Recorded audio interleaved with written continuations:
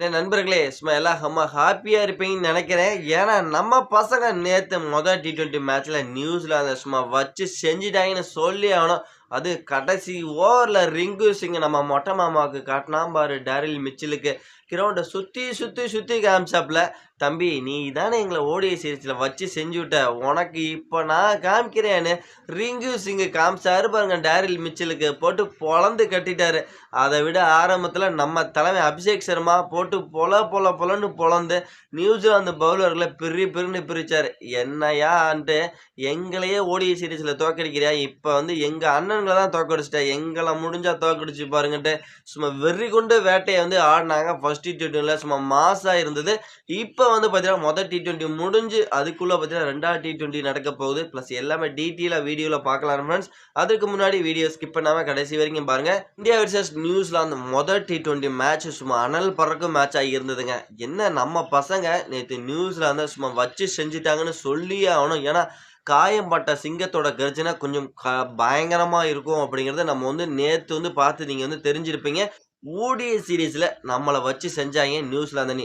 அவங்களுக்கு கொடுத்த அந்த காயத்துக்கும் பிளஸ் அதற்கெல்லாம் ஒரு மருந்து போடுற விதமா தான் நேத்து மேட்ச் வந்து நமக்கு வந்து நம்மளோட இந்திய பிளேயர்கள் நமக்கெல்லாம் கொடுத்தாங்கன்னு சொல்லி ஆகணும்.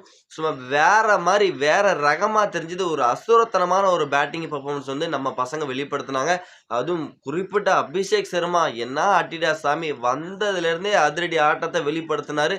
அதுக்கு இன்னைக்கு சூரியகுமார் யாதவ், ஹர்திக் பாண்டியா, ரிங்கு சிங் அவருக்கு பக்கபலமா இருந்தாங்க. அவங்க எல்லாரும் போட்டு அடிச்ச அடியில வந்து நியூசிலாந்தால நிமிர முடியாத அளவுக்கு ஒரு அசுரத்தனமான ஒரு பேட்டிங் பெர்ஃபார்மன்ஸ். 238 ரன் ஒரு இமாலய இலக்கை வந்து நம்ம அடையிறதுக்கு நம்மளோட பேட்டிங் சூப்பரா வந்து உதவி பண்ணாங்கன்னு சொல்லி ஆகணும் நண்பர்களே. அதுக்கப்புறம் என்ன 239 ரன்லாம் சேஸ் பண்றது ரொம்ப கஷ்டப்பா. ஓரளவுக்கு பிலிப்ஸும் சரியே சாப்மேனும் ஓரளவுக்கு போராடினாங்க. இருந்தாலும் நம்ம பசங்க விட்டு வைக்கல. கடைசி வரைக்கும் கேம் அழகா எடுத்துட்டு போய் முடிச்சாங்கன்னு சொல்லி ஆகணும். ஓகே, மொதல் T20 நம்ம ஒரு வெற்றியோட ஆரம்பிச்சோம். இந்த ஒரு வெற்றி வந்து பாத்தீங்கன்னா அப்படியே தொடர்ந்துன்னு நம்ம சொல்லி ஆகணும். 2வது T20 மறுபடியும் ரொம்ப நாள்லாம் இல்ல, நாளைக்கு வரப்போகுது. இந்த 2வது T20 எங்க நடக்குதுன்னா ராய்ப்பூர்ல தான் நடக்குதுங்க.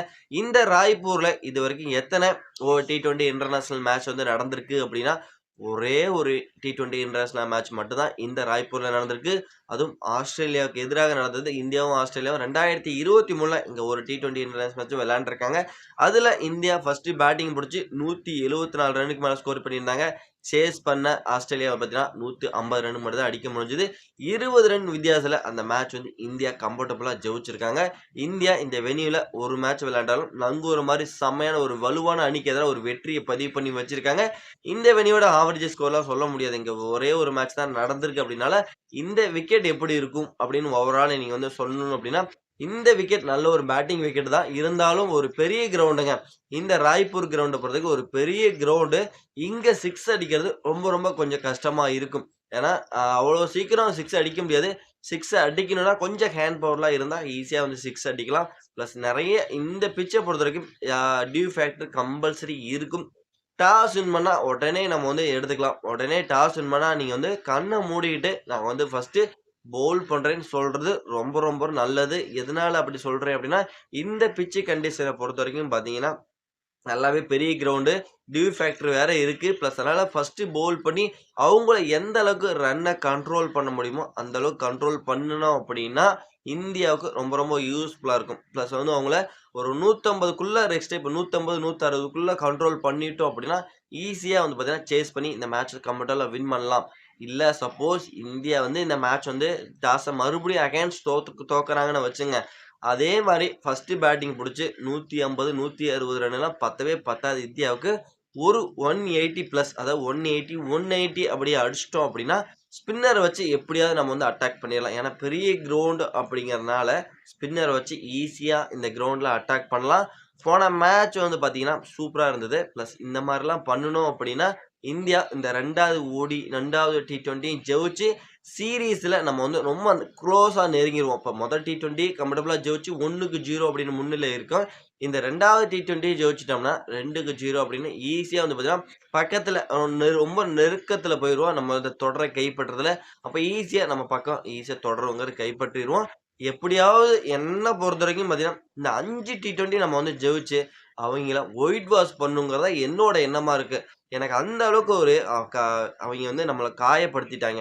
ஓடிஐ சீரிஸ்ல நம்ம அந்த அளவுக்கு வந்து பார்த்தீங்கன்னா, இப்படி பண்ணுவாங்களா நியூசிலாந்து அப்படிங்கிறது காயப்படுத்திட்டாங்க. அந்த காயத்த அவங்களுக்கு நம்ம திருப்பி குடுக்கணும் அப்படின்னா, கம்பல்சரி நம்ம என்ன பண்ணணும்னா, இந்த T20 சீரிஸ்ல 5க்கு 0ன்னு ஜெயிச்சு அவைங்கள ஒயிட் வாஷ் பண்ணி, பிளஸ் அவங்களுக்கு தக்க பதிலடி நம்ம பசங்க குடுத்தே ஆகணுங்க. அப்படி குடுத்தா நம்மள விட சந்தோஷப்படுறதுக்கு இங்க வேற யாருமே கிடையவே கிடையாது. அந்த ஒரு ஹேப்பினஸ் செம்ம சூப்பரா இருக்கும். ஓகே. இந்த 2வது மேட்ச பொறுத்தவரைக்கும், யாருக்கு ஜெயிக்கிறதுக்கு வாய்ப்பு அதிகமா இருக்கு? நியூசிலாந்துக்கு ஜெயிக்கிறதுக்கு வாய்ப்பு அதிகமா இருக்கா? இல்ல இந்தியாவுக்கு ஜெயிக்கிறதுக்கு வாய்ப்பு அதிகமா இருக்குன்னு கேட்டீங்கன்னா, 2 டீமுமே ஒரு ஸ்ட்ராங்கான சொல்லுவேன். ஏன்னா, நம்ம பசங்க நேத்து தான் போட்டு புழிஞ்சு கட்டுனாய்ங்க நியூசிலாந்த. அது நம்ம எல்லாரும் கண்கூடா நம்ம வந்து பார்த்தோம். பிளஸ் பேட்டிங்கா இருக்கட்டும், பவுலிங்கா இருக்கட்டும் புழிஞ்சு கட்டுனாய்ங்க. ஆனா, நியூசிலாந்த பொறுத்தவரைக்கும், அவங்களும் ஒரு அசால்ட்டா அந்த மேட்ச விடல. 239 ரன் சேஸ் பண்ணும் அப்படிங்கிற ஸ்கோர ஓ குளோஸா எடுத்துட்டு வந்தாங்க. 190 வரைக்கும் அவங்கள்ட்ட அடிச்சாங்க. ஸ்டார்ட்டிங்லேயே வந்து பார்த்தீங்கன்னா, 7லயே ஒரு 3 விக்கெட் வந்து அவங்க விட்டதுனால வந்து பார்த்தீங்கன்னா, அவ்வளோ சீக்கிரம் அந்த கேமுக்குள்ள வர முடியாம போயிருச்சு. சப்போஸ் அந்த 3 விக்கெட் அவங்க விடாம இருந்தாங்கன்னா, இன்னும் கொஞ்சம் கேமுக்குள்ள வந்திருப்பாங்க. பிலிப்ஸும் சரி, சேப்மனும் 2 பேரும் போட்டு இந்தியாவோட பவுலிங் யூனிட்ட இறுக்குனாங்க. நம்ம அபிஷேக் சர்மா எந்த அளவுக்கு அடிச்சாரோ, அதே மாரி தான் பிலிப்ஸும் அடிச்சாரு. பிளஸ் இவங்க 2 பேரோட அந்த பார்ட்னர்ஷிப் இருக்கிற வரைக்கும் இந்தியாவுக்கு கொஞ்சம் அந்த இருந்தது, பிரச்சனை இருந்தது. இவங்களோட விக்கெட் எடுத்ததுக்கு அப்புறம் வந்து பார்த்தீங்கன்னா, நல்லாவே இந்தியாவுக்கு அப்படியே கை குடுக்க ஆரம்பிச்சது. அதனால பேட்டிங் டிபார்ட்மெண்ட்ல நேத்து நல்லா தான் பண்ணாங்க. பவுலிங் டிபார்ட்மெண்ட்ல அவங்க வந்து எப்பவுமே ஸ்ட்ராங்கஸ்ட் வந்து பார்த்தீங்கன்னா, மிச்சல் சாண்ட்னர். சாண்ட்னரே பார்த்தீங்கன்னா, நேத்து வந்து 3 ஓவருக்கு 30 ரன் 37 ரன்னோ என்னமோ குடுத்திருந்தாரு. அவரு தான் இருக்கறதுலயே என்ன பொறுத்தவரைக்கும் ரொம்ப, ரொம்ப, ரொம்ப கஞ்சத்தனமான ஒரு பவுலர். இப்ப ஸ்பின்னர்ன்னு எடுத்து பார்த்தீங்கன்னா, ரொம்ப கஞ்சத்தனமா பவுல் பண்ணுவாரு. பிளஸ் ஒரு ஓவர் அடிக்கவே முடியாது. அப்படிப்பட்ட பவுலரே பார்த்தீங்கன்னா, ஹர்திக் பாண்டியா கொளுத்தி எறிஞ்சாரு நேத்து மேட்ச்ல. இந்த மாரி அவங்களோட மெயின் பவுலர அட்டாக் பண்ணீங்க அப்படின்னா, அவங்க டீமே டோட்டலா அப்செட் ஆயிருவாங்க. அதனால ஒவ்வொரு அவங்களோட சிசோடியா இருக்கட்டும், சாண்ட்னரா இருக்கட்டும், பிலிப்ஸா இருக்கட்டும், இவங்க 3 பேர் தான் ஸ்பின்னரு. இவங்க 3 பேத்தையும் அட்டாக் பண்ணிட்டீங்கன்னா, பிளஸ் வந்து அவங்களோட பவுலிங் யூனிட்ட வந்து சுக்குநூறா சிதைச்சிடலாம். அவங்களோட ஃபாஸ்ட் பவுலிங் யூனிட்டும் சூப்பரா இருக்குங்க. அவங்க வந்து ரன்ன குடுத்தாலும், பிளஸ் வந்து செம்ம கண்ட்ரோல்டா இருக்காங்க. எந்த இடத்துல எந்த பால ட்ரை பண்ணணும் அப்படிங்கிறத அழகா யுட்டிலைஸ் பண்றாங்க. விக்கெட்டும் பார்த்தீங்கன்னா, ஒரு சீரான இடைவெளியில தட்டி தூக்குறாங்க. ஓவராலா போன மேட்ச்ல ஸ்பின் தான் அடி வாங்குனாங்க. ஃபாஸ்ட் சூப்பரா இருந்தது. இந்த மேட்ச் வந்து அதையும் கரெக்ட் பண்ணிட்டு, பவுலிங் யூனிட்லயும் வந்து அவங்க பக்காவா வர்றதுக்கான ஒரு குவாலிட்டியான டீம்னு நான் சொல்லுவேன் நியூசிலாந்த பொறுத்தவரைக்கும்.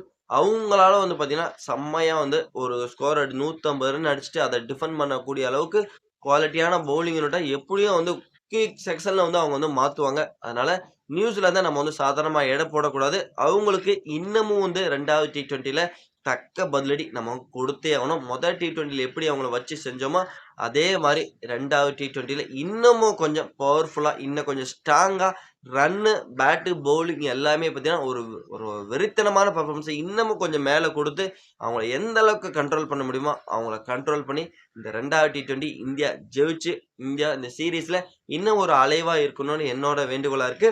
ஓகே. இந்த 2வது T20ல இந்தியா ஜெயிக்குமா? இல்ல நியூசிலாந்து ஜெயிப்பாங்களா? அப்படிங்கிறத நீங்க வந்து மறக்காம நம்மளோட கமெண்ட் செக்ஷன்ல பதிவு பண்ணிருங்க. மறக்காம இந்த வீடியோ உங்களுக்கு புடிச்சுதுன்னா, மறக்காம லைக் பண்ணி, ஷேர் பண்ணி, நம்ம சேனலுக்கு கொஞ்சம் சப்போர்ட் ஆதரவு குடுத்தா ரொம்ப ரொம்ப யூஸ்ஃபுல்லா இருக்கும். நம்ம வந்து நெக்ஸ்ட் வீடியோ பண்ணலாம். Bye bye friends.